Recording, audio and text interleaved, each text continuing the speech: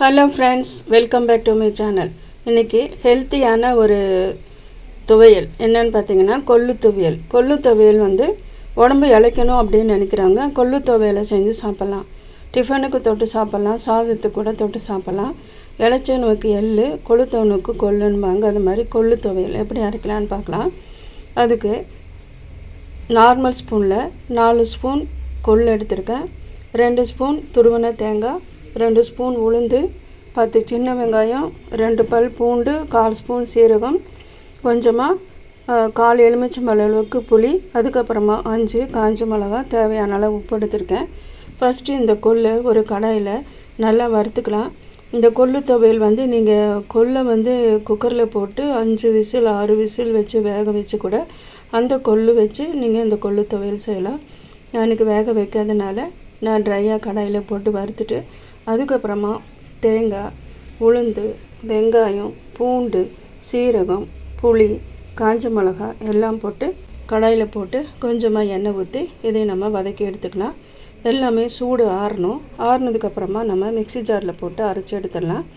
கருவேப்பிலை கொத்தமல்லியும் போடலாம். கருவேப்பிலை கொத்தமல்லி போட்டால் இந்த கொள்ளு துவையலோட நிறம் மாறிடும். அதனால் நான் கருவேப்பிலை கொத்தமல்லி போடலை. உங்களுக்கு வேணும்னா நீங்கள் கருவேப்பிலை கொத்தமல்லி போட்டுக்கலாம். இப்போது ஸ்டவ் பற்ற வச்சு ஒரு கடாய் வச்சுருக்கேன். எண்ணெய் ஊற்றலை.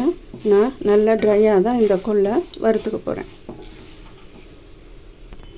கொள்ளு நல்லா வறுபட்டுருச்சுங்க. நல்லா வாசம் வர வரைக்கும் வறுத்தாச்சு. அதுக்கப்புறமா மற்றதெல்லாம் வறுத்து எடுத்துடலாம். அதே பேன் தாங்க யூஸ் பண்ணிக்கிட்டேன். கொஞ்சமாக ஆயில் ஊற்றிக்கிறேன். சன்ஃப்ளவர் ஆயில் தான் ஊற்றுறேன். முதல்ல உளுந்து போட்டுக்கலாம்.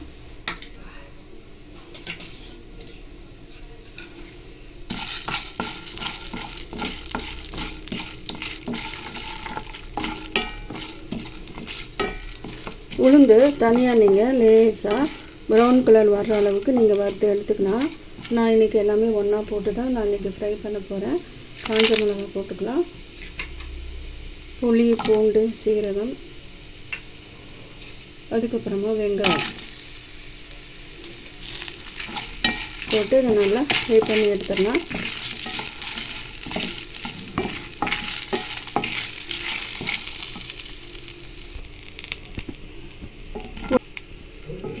பாருங்க, பருப்பு நல்லா லைட் ப்ரௌன் கலரில் நல்லா வந்து ஃப்ரை ஆயிடுச்சு.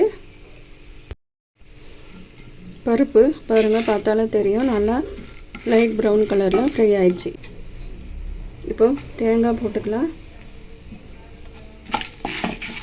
தேங்காய் போட்டு லைட்டாக அதை வதக்கிடலாம்.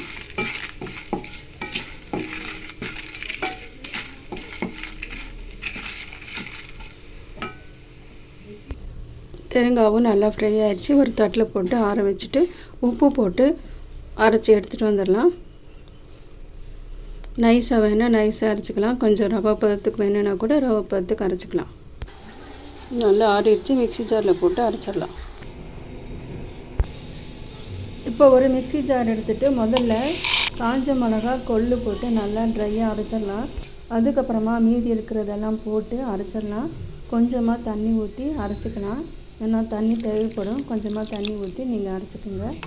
பாருங்கள், ரெடி ஆகிடுச்சு. அவ்வளோதான், சூப்பரான கொள்ளு துவையல் ரெடி. இது சாப்பிட டேஸ்ட்டாக இருக்கும். செஞ்சு பாருங்கள். உங்களுக்கு பிடிச்சிருந்தால் ஃப்ரெண்ட்ஸ் அண்ட் ரிலேட்டிவ்ஸ் கூட ஷேர் பண்ணுங்கள். மீண்டும் இதே ஒரு வீடியோவில் உங்களை நான் சந்திக்கிறேன். தேங்க்யூ ஃபார் வாட்சிங்.